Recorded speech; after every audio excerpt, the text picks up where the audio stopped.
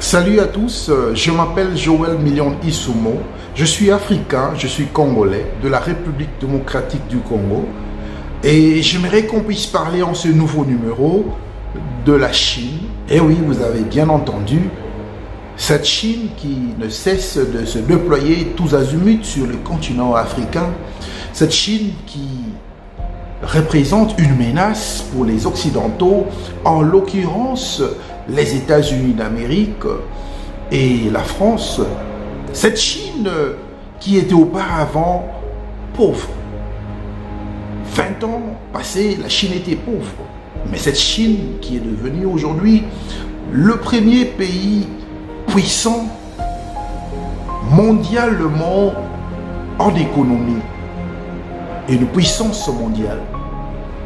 Et nous allons parler de cette Chine. Quelle est sa politique? Quelle est sa stratégie? Comment est-ce qu'elle se projette dans le futur? Elle demeure incomprise au milieu des Occidentaux, bien aussi au milieu des Africains qui n'arrivent pas à comprendre quelle est la stratégie qu'elle utilise afin de justifier sa présence en Afrique. Alors, j'aimerais expliquer à un Africain qui me suit en ce moment que la Chine qui s'est investie, qui s'est imposée, qui a réussi à s'imposer dans le marché mondial, cherche de nouveaux partenaires, cherche à établir des nouvelles relations diplomatiques et elle s'est alliée aujourd'hui à l'Afrique. Mais si on doit rentrer en arrière, cette Chine a déjà tracé un plan, élaboré un plan, le plan du sol, qui consiste à construire des chemins de fer afin de rallier quelques villes importantes du monde à la Chine. Et là, on voit des chemins de fer qui ont été construits de la Chine jusqu'en Belgique, jusqu'en Allemagne. Tout ça avec un seul objectif, de faciliter le transport des marchandises de la Chine vers l'Europe et de la Chine vers l'Afrique. La Chine veut dominer le marché mondial et sa première stratégie est de s'allier à la Russie qui représente aussi une menace aux Occidentaux afin de s'associer, de s'allier et de bâtir un grand marché des fournisseurs et des géants. Et comme l'Europe conçoit mal la présence de la Chine et son ambition de conquérir le marché européen, cette Chine se retourne vers l'Afrique et investit des milliards de dollars sur le continent africain. Et vous allez vous rendre compte que ces derniers temps en Afrique, il y a une croissance, il y a de plus en plus une présence remarquable des Chinois, du peuple chinois et du marché chinois. Et les Africains veulent savoir et comprendre ce qui justifie la présence de la Chine sur le sol africain, alors que cette Chine possède même le droit d'exploiter certains endroits sur le continent africain. Lorsque vous allez en Djibouti, par exemple, vous trouverez un port construit en haute mer, bâti en haute mer, financé par les Chinois, construit par les Chinois, comme un investissement, mais un investissement qui n'est pas gratuit, bien sûr. Alors cette Chine s'est fait un nouveau partenaire qui est ici, l'Afrique. Ce qui fait la force de la Chine aujourd'hui, c'est que la Chine reste et devient la seule banque disponible pour l'Afrique, pour les peuples pauvres du monde, pour les peuples qui sont les plus méprisés du monde. Parce que vous savez très bien que la Chine et l'Afrique partagent aussi le même genre d'histoire. Nous sommes tous passés par la pauvreté. ce pays était un pays pauvre 20 ans passés. Et aujourd'hui, lorsque vous comparez la Chine par rapport à plusieurs pays d'Afrique, vous verrez bel et bien un grand changement, une grande différence. Alors elle prête l'argent en Afrique, elle prête l'argent aux nations africaines, elle prête l'argent aux leaders africains, elle prête l'argent pour réaliser bien sûr des projets en Afrique et bien entendu, elle prête aussi cet argent, elle finance l'Afrique parce que la Chine veut s'imposer sur le point de vue culturel et diplomatique par rapport à certains pays de l'Occident. Et voilà pourquoi cette Chine se fait remarquable en Afrique. Et peut-être que vous allez constater que dans votre pays, il y a de plus en plus des Chinois qui des Noirs. Cela est justifié par le simple fait que lorsque la Chine investit dans un pays X en Afrique, elle ne donne pas seulement le financement, mais elle donne aussi le soutien en équipement et en personnel qui vont bien sûr former, se rassurer de la formation des personnels qui seront en charge d'un projet Y.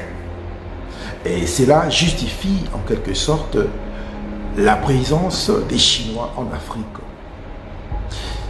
Bien entendu, la Chine fait aussi la promotion de sa culture mandarin pour essayer d'échanger avec le peuple du monde, pour essayer un peu de raconter son histoire, sa culture, d'exposer les valeurs de la culture chinoise, de certaines nations d'Afrique, sans même que les autorités ne puissent dire un mot.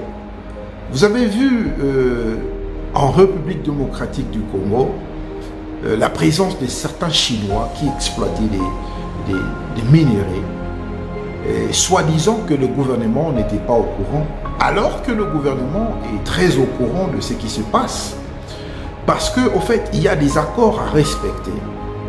Lorsque la Chine vous donne un prêt, lorsqu'elle vous fait un prêt, vous devez effectivement repayer au moment convenable. Mais lorsque vous n'êtes pas capable de repayer, la Chine vient maintenant pour exploiter vos richesses, pour exploiter vos terres, pour se servir de vos infrastructures selon une durée déterminée dans un contrat. Et après cette durée, elle fermera ses bagages pour repartir chez elle. Donc voilà un peu ce qui se passe en Afrique. Et voilà, c'est que les leaders africains n'arrivent pas à communiquer au peuple africain.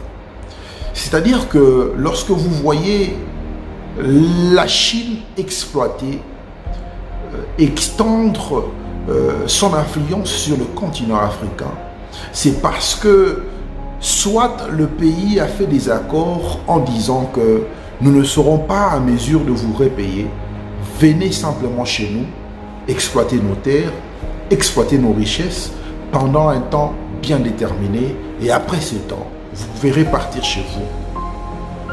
Mais nos leaders ont maintenant la responsabilité d'être honnêtes et transparents envers ce peuple. Envers ce peuple qui ne comprend presque rien, parce que, évidemment, ils ne sont au courant de rien. Il suffit simplement ici de comprendre le mécanisme qui se passe lorsqu'un pays africain n'arrive pas à payer sa dette. Et lorsque vous n'arrivez pas à payer votre dette, c'est ainsi que la Chine vient maintenant pour exploiter soit vos terres, soit vos minéraux, soit vos infrastructures pendant une période donnée. Et après cette période, elle s'en va. Et il y a même certaines nations, certains pays qui vont directement pour aller dire que nous ne serons pas à mesure de repayer la dette que nous avons reçue auprès de vous. Nous avons besoin d'autant d'argent Venez chez nous, construisez, bâtissez, utilisez ces infrastructures et après 20 ans, 30 ans, 40 ans d'exploitation, vous pouvez faire vos bagages et partir. Voilà ce qui se passe en Afrique. Alors, peuple africain, vous devez comprendre que nos leaders ont la responsabilité d'être honnêtes et transparents envers vous. Ils ont la responsabilité de vous expliquer que nous avons fait des prêts qui viennent de la Chine. Et voilà aussi comment est-ce que ce grand pays est en train de grandir puissamment en économie. Parce que la Chine investit des milliards de dollars en Afrique, dans divers projets, dans plusieurs pays, et elle contribue largement au développement de l'Afrique. Voilà un peu ce que je voudrais que le peuple africain puisse saisir en ce qui concerne la relation entre la Chine et l'Afrique. Est-ce que nous avons besoin de la Chine? Oui, nous avons besoin de cette Chine. Nous avons besoin de l'aide qu'elle apporte en Afrique. Nous avons besoin de cette relation qu'elle a réussi à bâtir, à établir entre elle et le continent africain. Mais nous devons, cela étant, être très prudents et voir plus loin. Parce que en Afrique, nous souffrons d'un problème, la corruption, la mauvaise gérance des fonds qui font de nous des pays pauvres. Alors, les investissements de la Chine sont une opportunité pour développer l'Afrique. Et je demande ici aux leaders africains de bien utiliser les investissements qui sont faits par la Chine.